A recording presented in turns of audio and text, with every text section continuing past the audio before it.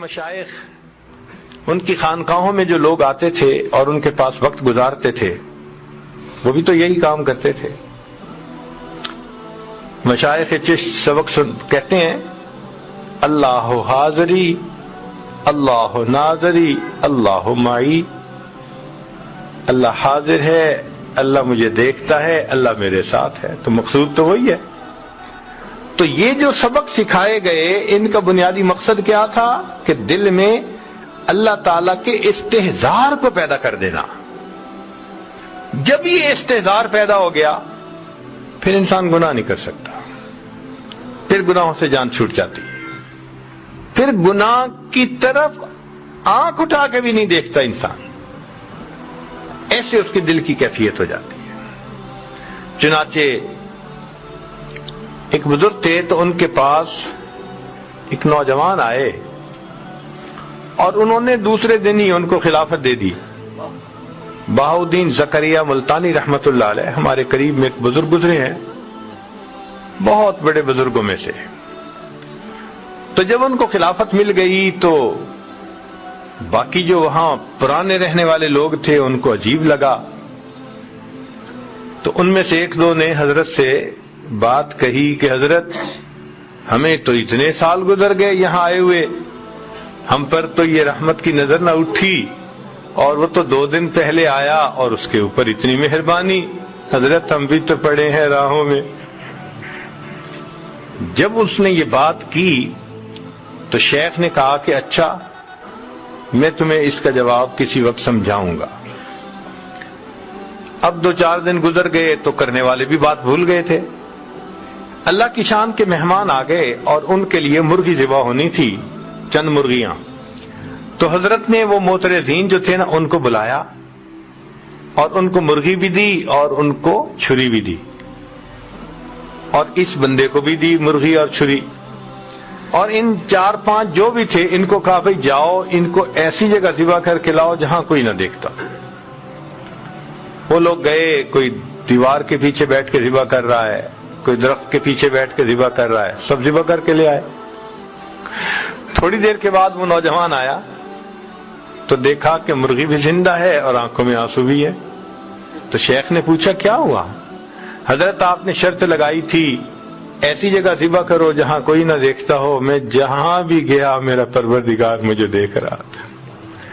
تو شیخ نے ان لوگوں کو سمجھایا کہ دیکھو اس نوجوان کے قلب کی یہ کیفیت تھی جس وجہ سے اس کو میں نے یہ نعمت جلدی عطا کر دی. تو اس ذکر اور مراقبے کا بنیادی مقصد یہی کہ ایمان مضبوط ہو جائے، پھر انسان کی زندگی گناہوں سے پاک ہو جاتی ہے. آج چونکہ ہم محنت نہیں کر رہے، آج گناہوں کا کرنا بہت آسان بن گیا. اب آپ یہ نہ سوچئے کہ یہ ایمان مل گیا تو بس انسان عورت سے متعلقہ گناہ سے بچ جائے گا. نہیں، سارے گناہوں سے بچ جائے گا.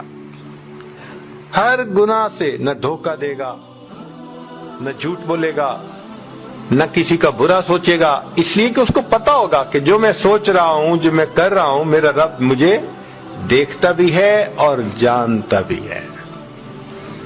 اللہ اکبر کبیرہ. چنانچہ اللہ کے خوف سے گناہ کو چھوڑ دینا یہ اللہ رب العزت کو بہت پسندیدہ ہے. اور یہ احساس دل میں ہونا کہ مجھے قیامت کے دن جواب دہ ہونا پڑے گا، انسان پھر کوئی ایسا کام نہیں کرتا. کتابوں میں لکھا ہے کہ امیر شاہ ایک علاقے کا بادشاہ گزرا ہے، اس نے تفریح کا پروگرام بنایا کہ میں جنگل میں جاتا ہوں اور شکار کھیلوں گا. اس کے ساتھ پولیس بھی تھی. 3 دن اس کا وہاں سٹے تھا. اب پولیس والوں کو ایک گائے وہاں نظر آئی جو چر رہی تھی، تو انہوں نے دل میں سوچا کہ بھائی کوئی اس کا مالک تو قریب نظر نہیں آتا، تو یہ شاید بغیر مالک والی گائے ہے. انہوں نے اس کو ذبح کر لیا پکڑ کے اور اس کو گوشت بھون کے کھا لیا. وہ گائے تھی ایک بوڑھی عورت کی. جب گائے واپس نہ آئی شام کو تو وہ اپنی کوٹھری سے نکلی، ڈھونڈتے ڈھونڈتے پتہ چلا کہ جی گائے تو پولیس والوں نے کاٹ دی، ذبح کر دی اور کھا بھی لی۔ تو اس نے کہا کہ جی میرا تو گزارا ہوتا تھا اس کے دودھ دہی پہ، اب آپ لوگوں نے اگر ایسا کیا تو مجھے پیسے دے دیں، میں کوئی اور گائے خرید لوں۔ انہوں نے پیسے بھی نہ دیے۔ اس نے کہا اچھا پھر مجھے بادشاہ سے ملاقات کروا دو، میں اس سے پیسے لے لیتی ہوں۔ تو انہوں نے کہا نہیں، ہماری نوکری چلی جائے گی۔ انہوں نے بادشاہ سے بھی نہ ملنے دیا۔ وہ بڑی پریشان کہ اب میں کروں تو کیا کروں۔ کسی سے اس نے مشورہ پوچھا تو انہوں نے مشورہ دیا کہ دیکھو بادشاہ نے 3 دن کے بعد واپس اپنے گھر جانا ہے، اور راستے میں ایک دریا پڑتا ہے اور اس کے اوپر ایک ہی پل ہے، دوسرا کوئی راستہ ہے ہی نہیں، تم وہاں چلی جاؤ۔ جب بادشاہ کی سواری پل سے گزرنے لگے تو تم کھڑی ہو جانا اور بادشاہ کو روک کر اپنی بات کر دینا، بادشاہ تمہیں گائے کی قیمت دے دے گا۔ وہ بڑھیا وہاں پہنچ گئی۔ اب تیسرے دن جب امیر شاہ اس جگہ پر آیا، اللہ اکبر، تو پل سے گزر رہا تھا، بڑھیا اٹھی اور اس نے اس کے گھوڑے کی لگام کو پکڑ لیا، کھڑا کر لیا۔ تو امیر شاہ نے پوچھا اماں کیوں میری سواری کو کھڑا کیا؟ تو اس پر اس بڑھیا نے کہا کہ امیر شاہ، میرا اور تیرا ایک معاملہ ہے، میرا اور تیرا ایک معاملہ ہے، یہ پوچھ رہی ہوں کہ اس پل پہ فیصلہ کرنا چاہتا ہے یا قیامت کے دن پل صراط پہ فیصلہ کرنا چاہتا ہے۔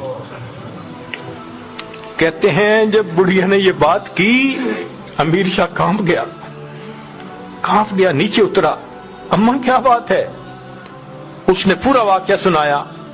امیر شاہ نے 7 گایوں کی قیمت دی اور دیکھے کہا اماں اسی پل پہ معاف کر دینا، پل صراط پہ میں جواب دینے کے قابل نہیں۔ تو جس بندے کے دل میں یہ ایمان مضبوط ہوگا وہ کیوں دھوکہ دے گا کسی کو؟ تو اس ایمان کی مضبوطی کا اثر پوری زندگی میں آتا ہے، کسی ایک چیز میں نہیں آتا، ہر کام میں یہی کیفیت ہوتی ہے اس کی۔